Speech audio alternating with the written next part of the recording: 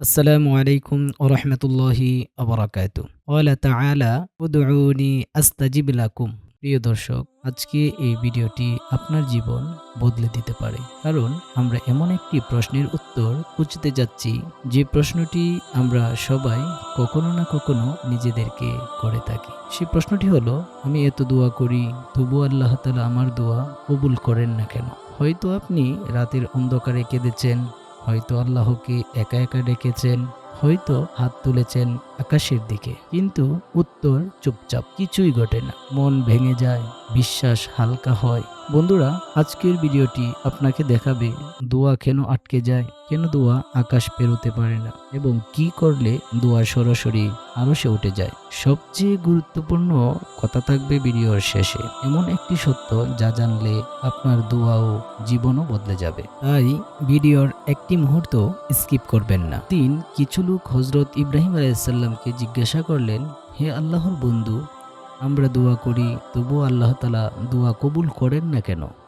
তিনি কিছুক্ষণ নীরব রইলেন, তারপর চোখ বন্ধ করে বললেন, দোয়া কবুল না হওয়ার কারণ দোয়াতে নয়, কারণ লুকিয়ে আছে আমাদের জীবনে। এবং তিনি বললেন সেই 10টি কারণ, যা আমাদের জানা থাকা অত্যন্ত জরুরি। চলুন একে একে সেই কারণগুলো আমরা জেনে নেই। তিনি বলেছিলেন, আমরা বলি আল্লাহ মহান, কিন্তু আচরণে দেখা যায় কি? নামাজ বাতিল করি, রাগ, বদনাম, হারাম সবকিছু চলতেই থাকে। পাপ করতে ভয় নেই, আল্লাহর ভয় নেই। জানেন, যার আদেশ আমরা মানি না, তার কাছে হাত তুললে দোয়া কি করে কবুল হবে? আল্লাহর সাথে সম্পর্ক দুর্বল, কিন্তু দোয়া কবুলের আশা আকাশচুম্বী। দোয়ার দরজায় তালা লাগিয়ে রাখি আমরা নিজেরাই। এরপর ইব্রাহিম আলাইহিস সালাম 2 নম্বরে বলেছিলেন, আমরা সবাই বলি আমি নবীজিকে ভালোবাসি, কিন্তু তার সুন্নাহ কোথায়?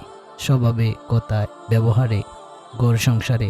ভালোবাসা শুধু মুখের কথা নয়, ভালোবাসা মানে অনুকরণ করা। যে নবীর সুন্নত আমরা মানি না, আর উম্মত হয়ে দোয়া কবুলের আশা, এটা কি যুক্তিযুক্ত? 3 নম্বর বলেছিলেন, কোরআন পড়ো, কিন্তু তাতে আমল করো না। কোরআন আমরা পড়ি, কিন্তু জীবন বদলায় না। কোরআন শুধু তেলাওয়াতের জন্য নয়, এটা জীবন বদলের গ্রন্থ। কোরআনের আদেশ যদি জীবনে না আনি, এর নিষেধ যদি না মানি, তবে দোয়ার ফল কিভাবে আসবে? কোরআন আমাদের জন্য দোয়ার মানচিত্র। আমরা সেই মানচিত্র দেখি, কিন্তু পথে হাঁটি না।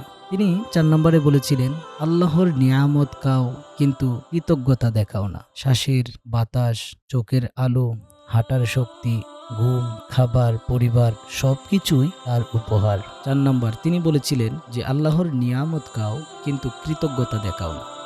শ্বাসের বাতাস, চোখের আলো, হাঁটার শক্তি, ঘুম, খাবার, পরিবার সবকিছুই তার উপহার। কিন্তু আমরা অভিযোগে ব্যস্ত। কখনো কি বলেছি আলহামদুলিল্লাহ? যে হৃদয়ে কৃতজ্ঞতা নেই, সেই হৃদয়ে দোয়া আটকে যায়। 5 নম্বরে তিনি বলেছিলেন, জান্নাতকে চেনো, কিন্তু তার জন্য চেষ্টা নেই। আমরা সবাই জান্নাত চাই, কিন্তু জান্নাতের জন্য কি করছি? নামাজ ঠিক আছে, চরিত্র ঠিক আছে, অন্যায় বন্ধ হয়েছে, সদকা দিচ্ছি, জান্নাত চাই, কিন্তু জান্নাতের আমল চাই না। এভাবে কি দোয়া কবুল হয়? 6 নম্বর, তিনি যেই কথাটা বলেছেন সেটা হচ্ছে, জাহান্নামের ভয় জানো, কিন্তু পাপ ছাড়ো না। জানি জাহান্নাম ভয়ঙ্কর, জানি পাপ আমাদের ধ্বংস করে, তবুও পাপ করি বারবার। শুধু বলি আল্লাহ গফফার, হ্যাঁ তিনি ক্ষমাশীল, কিন্তু আমরা কি ক্ষমা পাওয়ার মতো কাজ করি? 7 নম্বর, তিনি যে কথাটা বলেছিলেন, শয়তানকে শত্রু জানো, কিন্তু তার বন্ধুত্ব করো। শয়তান বলে একটু পরে নামাজ পড়ো, এই একটা পাপ কিছু হবে না। আল্লাহ তাআলা তো ক্ষমাশীল। আমরা বিশ্বাস করি, আমরা মানি, আমরা ফাঁদে পড়ি। শয়তানকে শত্রু নয়, বন্ধু বানালে দোয়া কখনোই উপরে উঠবে না। 8 নাম্বার, অন্যের বিপদ দেখে শিক্ষা নাও না। মানুষ মারা যায়, আমরা বলি বেচারা। দুর্ঘটনা হয়, বলতে পারি আল্লাহ বাঁচায়, কিন্তু নিজের দিকে তাকায় না, নিজেকে বদলায় না। যে শিক্ষা নেয় না, তার জীবনেই দোয়া কার্যকর হয় না। 9 নাম্বার, তিনি যে কথাটা বলেছেন তা হচ্ছে, মৃত্যু নিশ্চিত জানো, কিন্তু প্রস্তুতি নেই। মৃত্যু দরজায় দাঁড়িয়ে থাকে, প্রতিদিন কিছুটা কাছে আসে, কিন্তু আমরা ভাবি এখনো সময় আছে। আজ প্রস্তুতি নেই, কাল প্রস্তুতি নেই, এভাবেই পুরো জীবন চলে যায়। যে পরকালের প্রস্তুতি নেয় না, তার দোয়া শুধুই কথার মতো হয়ে যায়। 10 নম্বর, তিনি যে কথাটা বলেছিলেন, অন্যের ভুল খুঁজো, কিন্তু নিজের ভুল ঠিক করো না। মানুষের দোষ খুঁজতে আমরা উস্তাদ, কিন্তু নিজের ভুল, হিংসা, রাগ, অহংকার, মিথ্যা, গীবত এসব আমাদের মধ্যে থাকলে দোয়া ভারী হয়ে যায়, উপরে ওঠে না। দোয়ার আগে ঠিক করতে হয় নিজের অন্তর। একটি কথা, একটি মাত্র কথা, যার জন্যই এই পুরো ভিডিও।